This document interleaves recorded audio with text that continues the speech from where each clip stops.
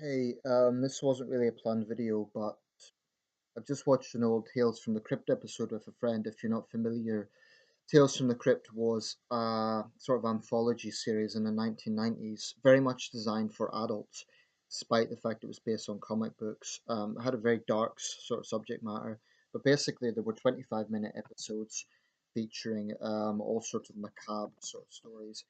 Um, and the one I've just watched was called In the Groove, and basically it's about a shock jock radio show presenter who is embittered because his mother left him with only half of a of segment of a radio station, along with his sister, who's very controlling.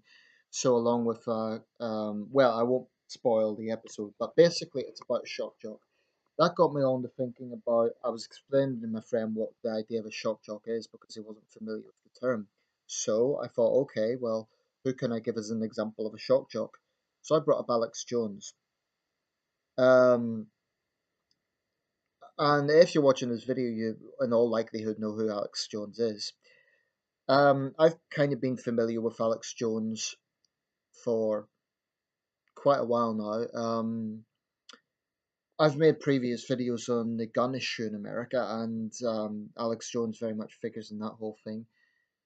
He's very much of the view that any American citizen, man, woman, or child should have any weapon they want. What I would describe as a gun extremist. That was very clear when he got into the hysterical rant with Piers Morgan, um, for which, incidentally, I think Piers Morgan deserves credit. But here's the thing: Alex Jones, and others like him, Mark Dice, others who are less hysterical, less comical.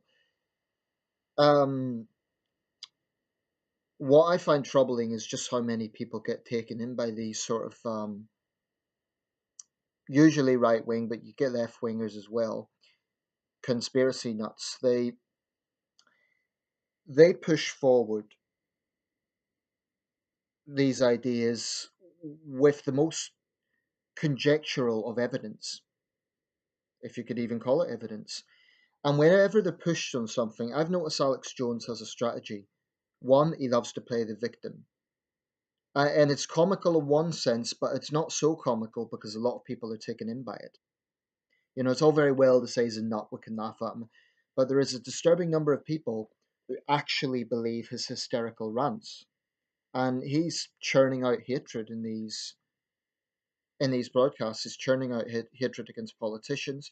That's a problem in a country that has a history of political assassinations. But you know, by pushing outright lies, like gun regulation advocates are trying to take all away all your weapons, he's stirring up some very dangerous ideas, this siege mentality with people. And you just have to look at the sort of ideas. It isn't just the gun issue. I've got my own views on that. I think there would be Second Amendment people that would even see Alex Jones as a nut because it isn't just the gun issue. Okay, let's say you're watching this and you disagree with me on the gun issue. Let's put that to the side. Let's look at the other things. I mean, for goodness sake, this is a man who argues that the federal government is trying to put chemicals into the lining of kids' lunch packets to make them gay. I mean, where do you even begin with this? Where do you even begin with this? And I think Alex Jones gets attention because he's so hysterical. He gets into these irrational rants. He contradicts his own points, or rather, he gets so wrapped up in his own points that he then, well, that's what he does on occasion. But then there's other times he'll go on with one point, then he'll interrupt himself and get with another point, then another point. There's a word for this. I forget now, but he's incredibly obnoxious. Whilst playing the victim, he'll never let anyone else speak. The Alex Jones strategy is bully boy tactics, shout over people. So, you know, Alex Jones loves to play the common man standing up for freedom against the tyrannical government, against the tyrannical New World Order, against the tyrannical Bilderbergs, against the tyrannical left wing media control, and all the rest of it. And yet, this is a guy Anyone disagrees with him, what does he do? He shouts over them. I've just seen a video where he's heckling Senator Rubio. Rubio's keeping his composure. He's just trying to do answer questions to other reporters. Jones sticks his nose in and keeps interrupting. Now, whatever you think of Jones's questions, that strategy is just rude. You know, maybe Marco Rubio would have answered him if he'd actually been civil. But this is what Alex Jones followers don't get. They buy into this Alex Jones the martyr thing. I mean, part of me thinks, why give this nut more attention? Because the sort of things he comes out with, some of them are just so far deranged that. But I think that the reason he's famous, the reason he gets attention, is he does have a big following. Now that indicates a few things. It indicates that there is enormous disillusionment in American politics, as there is in this country. I mean, I've no doubt we've got equivalents. We have David Icke. But it also indicates just how susceptible people are to believing this sort of nonsense. And what's interesting is you have the likes of Russia Today who take on, I'm not saying they've taken on Alex Jones, but they take on other conspiracy theorists who come out with these things that it's all one massive plot to keep people down. And they try to make some sort of analogy between, or they don't even do it, but they try to insinuate like American or Canadian or British citizens are being controlled by the system, and we're all slaves of the system. Oh, but Alex Jones knows better. Somehow Alex Jones, this lone crusader of truth, this brave crusading warrior of freedom.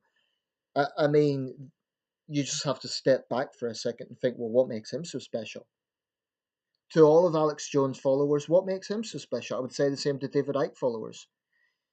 A good point was made on the BBC Politics show. If Alex Jones was really exposing all these New World Order conspiracies and Bilderberg and all the rest of it, why haven't they arranged for some sort of accident to happen to him? He said, oh, well, they would make me a martyr, but not if they made it look like an accident. If they're as powerful as he's making them out to be, then why isn't he just, they could arrange an accident. Like, oh, he has a car crash or something. Why hasn't that happened? Um, I consider Alex Jones an extremist. He definitely promotes, for all his ranting about comparing people to Nazis, he promotes some pretty far right notions as well. And I just find it sad that people are so cynical about the world that we live in that they get taken in by guys like Alex Jones and Mark Dice and others, David Icke. And don't get me wrong, I am not for a second saying that people should just believe everything governments come out with. Of course not. It's healthy to question. It's healthy to scrutinize. It's healthy to protest. All those things are legitimate. But when you get to the point where you're so cynical that you're seriously saying and believing some of the things that Alex Jones comes out with, really, that's, I don't know what hope there is for someone with that sort of mentality. And more often than not, these are the sort of people we see in spree shootings. And, I know some people won't like me going back to the gun issue, but I do believe that that sort of hysterical ranting from the likes of Jones fuels that mentality. Um, it's just sad. It really is. And those who, think he's some sort of brave crusader of truth, why, why is he so scared of having a civil debate with people? Why can't he just make his point, let them have their counterpoint, and argue in a civil and rational way? What does Alex Jones do? He just rants over people. So even if you were to make the case that he's right about everything, the best thing I can say about that is his delivery, falls on its head. I would even say James O'Brien on the left, Piers Morgan on the semi-right, because Piers Morgan isn't entirely a right winger. They ruin their arguments by their sarcastic and arrogant attitude. where they talk over guests and they just come across as obnoxious. So I will even play the devil's advocate for a second. Let's say some of the things that Alex Jones says is correct. He ruins his pitch by his obnoxious behavior. At the very least, at the very least, can his supporters concede that he would make a better case and he would maybe get more support if he would just let his opponent speak.